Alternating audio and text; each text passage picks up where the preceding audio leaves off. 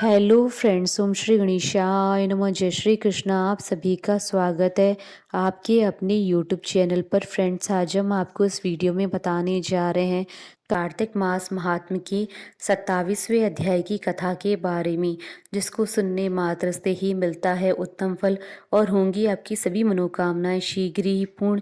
Friends, video शुरू करने से पहले आपसे रिक्वेस्ट है, अगर आप हमारे चैनल पर नए हैं और आपने अभी तक चैनल को सब्सक्राइब नहीं किया है तो प्लीज़ सब्सक्राइब कीजिएगा चैनल को, साथ ही प्रेस कीजिएगा बेल आइकन को, जिससे नए वीडियो से रिलेटेड नोटिफिकेशन आपको तुरंत प्राप्त हो सके। और वीडियो पसंद आने पर वीडियो को लाइक और शेयर ज़रूर कीजिएगा, ताकि सभी भक्तों को इस वीडियो का लाभ प्राप्त हो सके। और कमेंट बॉक्स में जय श्री कृष्णा जरूर लिखिएगा।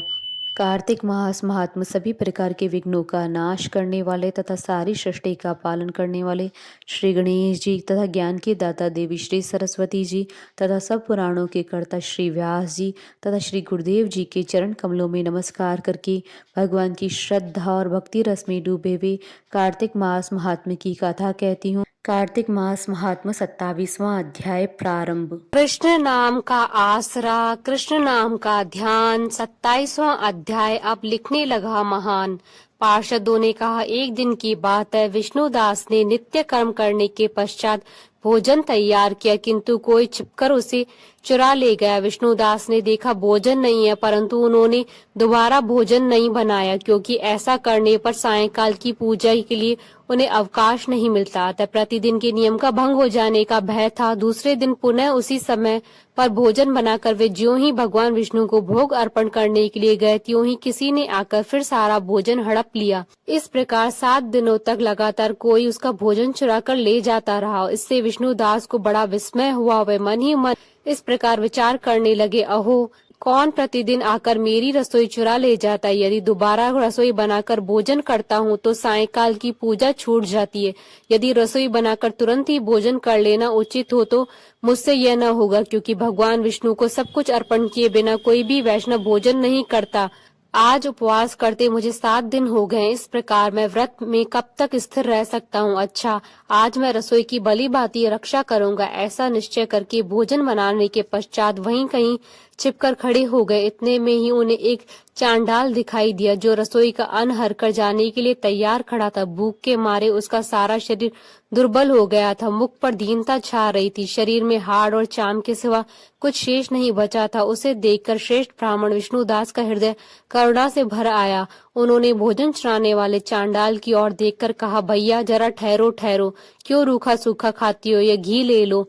इस प्रकार कहते हुए विप्रवर विष्णुदास को आते देख चांडाल भय के मारे वेग से भागा और कुछ ही दूरी पर जाकर मूर्छित हो गिर पड़ा। चांडाल को भयभीत और मूर्छित देखकर द्विज श्रेष्ठ विष्णुदास बड़े ही वेग से उसके समीप आए और दयावश अपने वस्त्र के छोर से उनको हवा करने लगे। तदंतर जब वह उठकर खड़ा हुआ तब विष्णुदास ने देखा वहां चांडाल नहीं है, बल्कि साक्षात नारायणी शंख चक्र और गदा धारण किए सामने उपस्थित है। अपने प्रभु को प्रत्यक्ष देखकर विष्णुदास सात्विक भावों के वशीभूत हो गए। वे स्तुति और नमस्कार करने में भी समर्थ न हो सके। तब भगवान ने सात्विक व्रत का पालन करने वाले अपने भक्त विष्णुदास को छाती से लगा लिया और उन्हें अपने जैसा रूप देकर वैकुंठ धाम को ले चले।